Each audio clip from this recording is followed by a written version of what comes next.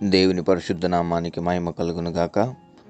మరి క్రీస్తు పరిచర్య అనే మన యూట్యూబ్ మాధ్యమం ద్వారా అనుదినం దేవుని వాగ్దానాన్ని వింటున్నటువంటి క్రీస్తు పరిచర్య అనుచరులకును విశ్వాసులకును యావత్ ప్రపంచానికి మన ప్రభువైన యేసు క్రీస్తు నామం పేరట ఈ దినపు శుభాభివందనాలు తెలియజేసుకుంటున్నాను.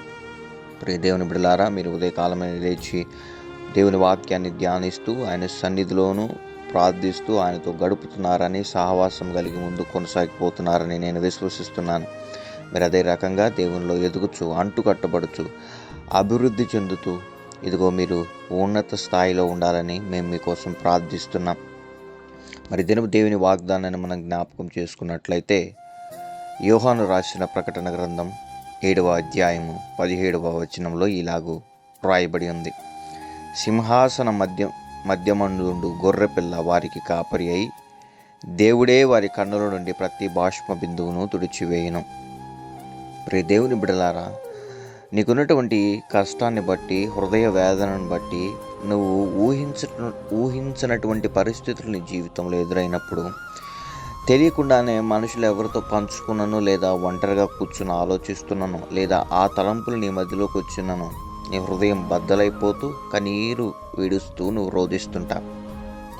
ఇటువంటి సందర్భాల్లో నిన్ను ఎవరు చూడకపోయినను, నీ హృదయ వేదన ఎవరు అర్థం చేసుకోకపోయినను, నీకు సహాయము ఎక్కడ నుండి లభిస్తుంది అని అంటే దావీదు అంటాడు, కొండల తట్టు నా కన్నులు ఎత్తుచున్నాను, నాకు సహాయం ఎక్కడి నుండి వచ్చును అని అంటే భూమి ఆకాశములు సృజించిన యెహోవా వలననే నాకు సహాయం కలుగునని దావీదు అంటాడు. ఈరోజు నీకు నాకు కూడా సింహాసన మధ్యమందుండు గొర్రెపిల్ల వారికి కాపరి అయి దేవుడే వారి కన్నుల నుండి ప్రతి బాష్ప బిందువును తుడిచివేయనుంది. చూడండి, సింహాసన మధ్యుండు గొర్రెపిల్ల అంటే పరిశుద్ధ దేవుని సహవాసములో నుండి, ఆయన రాజ్యములో నుండి, ఆయన యొక్క పరిపాలనలో నుండి ప్రతి రకమైనటువంటి ఆశీర్వాదమైనను కానీ, ప్రతి రకమైనటువంటి దీవెనైనా కానీ, ప్రతి రకమైనటువంటి సహాయమైనా కానీ మనకు లభిస్తుంది. దేవుడు అందుకనే అంటాడు, నా గొర్రెలు నా స్వరము వినును అని. నేనుండు చోటున మీరుండు లాగున మరలా వచ్చి మిమ్మల్ని తీసుకుని పోదనని సెలవిచ్చిన దేవుడు ఈ దినాన్ని నీకు ఇస్తున్న వాగ్దానం ఏంటంటే, నువ్వు కారుస్తున్న ప్రతి కన్నీరు కూడా ఆయన చూచి ఉన్నాడు. ఈ దినాన్ని నీకు ఇస్తున్న గొప్ప వాగ్దానం ఏంటి అని అంటే, ఆయన నీకు కాపరి అయి ఉన్నాడు. సింహాసనము మధ్య ముందుండు గొర్రెపిల్ల వారికి కాపరి అయి ఉన్నాడు. దేవుడే వారి కన్నుల నుండి ప్రతి బాష్ప బిందువులను తుడిచివేయనని నీ కన్నిటిని చూస్తున్న దేవుడు ఈ దినాన్ని నీకు ఇస్తున్న వాగ్దానం. అధైర్యపడకు, దిగులు పడకు.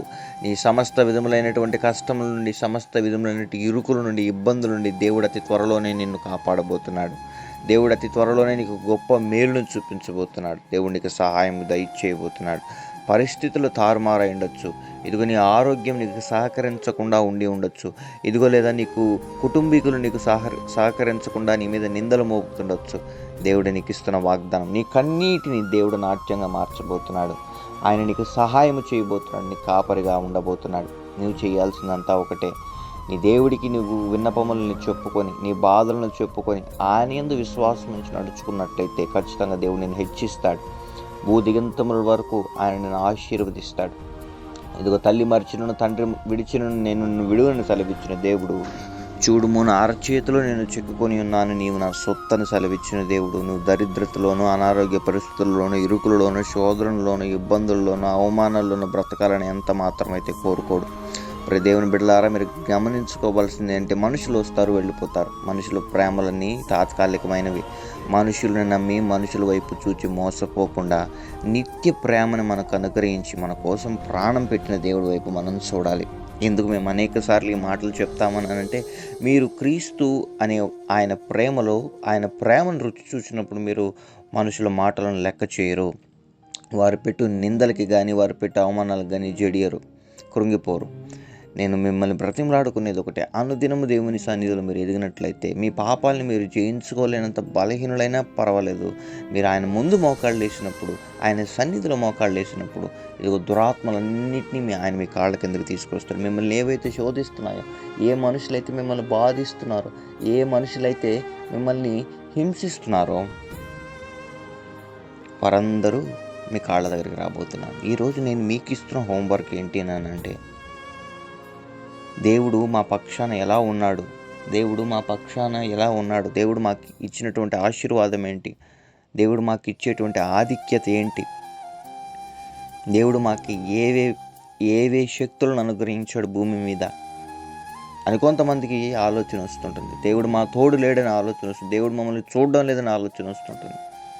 అందుకని మీకు ఇచ్చే వాగ్దానం, మీకు ఇచ్చే హోంవర్క్ ఏంటంటే ఈరోజు నేను లూకా రాసిన సువార్త 10వ అధ్యాయం 19వ వచనం చదవండి. అది చదివాక ఎంతమంది అయితే చదివారో అందరూ ఈ కామెంట్ సెక్షన్లో ఆమెని మీరు కామెంట్ తెలపండి. నేను ఖచ్చితంగా కామెంట్స్ని చూస్తాను, ప్రతిరోజు చూస్తాను. ఈరోజు అయితే మరి ముఖ్యంగా నేను చెప్పిన దాన్ని బట్టి చూస్తాను. మీకోసం ప్రార్థన కూడా చేయబోతున్నాను. లూకా సువార్త 10వ అధ్యాయం 19వ వచనం చదవండి. చదివి కామెంట్ సెక్షన్లో ఆమెనని టైప్ చేయండి. ఖచ్చితంగా అక్కడ రాయబడినటువంటి మాట ఏదైతే ఉందో దేవుడు ఆల్రెడీ దాన్ని నెరవేర్చి ఉన్నాడు. మీరు దాన్ని ఉపయోగించుకోవాలి. దాన్ని ఎలా ఉపయోగించుకోవాలో కూడా నేను మీకు రేపటి దినం చెప్తాను. మీరు జ్ఞాపకం చేసుకోవాలి. భయపడొద్దు, అధైర్యపడొద్దు. మీ కన్నీటిని దేవుడు నాట్యంగా మార్చిపోతున్నాడు. ఓ దినం నువ్వు దీర్ఘకాలిక అనారోగ్య పరిస్థితితో బాధపడుతున్నావా, లేదా అప్పులు, బాధలు, అవమానాలు, నిందల, గర్భఫలాలు లేక తోటి రక్త సంబంధికుల మధ్య ఇరుకులు, ఇబ్బందులు అనుభవిస్తున్నావా, దేవుడు ఈరోజు నీతోనే మాట్లాడుతున్నాడు. ఆయన నీకు కాపరి అయి ఉన్నాడు. నీ కన్నీటిని నాట్యంగా మార్చబోతున్నాడు. భయపడద్దు. నేను నీ కోసం ప్రార్థన చేయబోతున్నాను. నీ పరిస్థితిని మార్చి నీకు సంతోషము, నీకు ఆరోగ్యము, నీ జీవితంలో నెమ్మదిని దయచేయను దేవునికి నీ పేరట నేను మొరపెట్టబోతున్నాను. ప్రార్థనలో ఏకీభవిద్దాం. పరిశుద్ధుడా, ప్రేమ కలిగిన ఆయన, జీవము కలిగిన తండ్రి, నీ ఘనమైన నామానికి స్తుతులు, స్తోత్రాలు, వందనాలు. అద్భుతకర రీతిలో నీ బిడ్డలతో నీవు మాట్లాడిన రీతిని బట్టి నీకు వందనాలయ్యా. ఈ దినాన్ని నీ బిడ్డలు ఏ కష్టంలో అయితే ఉన్నారో ఆ సకల విధములైనటువంటి కష్టాల నుంచి తొలగించి బిడ్డల్ని కాపాడమని ప్రార్థిస్తుంటున్నాం. నీ సంరక్షణ ప్రతి కుటుంబం చుట్టూ ఉండనుగాక. పరిశుద్ధాత్మదేవ, ఎంతమంది అయితే అనారోగ్య పరిస్థితుల్లో, ఇరుకుల్లో, ఇబ్బందుల్లో నాకు కనిపిస్తున్నారో యేసు నామములో సంపూర్ణమైన విడుదల వారికి కలుగునుగాక.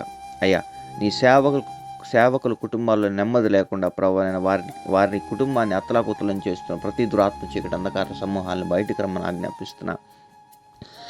సంపూర్ణమైన విడుదల ప్రభానైనా వారి నీ సేవకుల కుటుంబాల్లో కనబడునుగాక. పరిశుద్ధ ఆత్మదేవ, నీ యెహోషువకు వాగ్దానం చేసినట్లు ఇదిగో నీవు భయపడకము, జడియకము, నిబ్బరము కలిగి ధైర్యముగా ఉండమని సెలవిచ్చిన రీతిని బట్టి బిడ్డలందరూ ధైర్యము కలిగి నీ సేవకులు ప్రభానైనా నీ సేవకుల కుటుంబాల మీద జరుగుతున్న ప్రతి దాడులను బట్టి ప్రార్థిస్తున్నాం ప్రభా.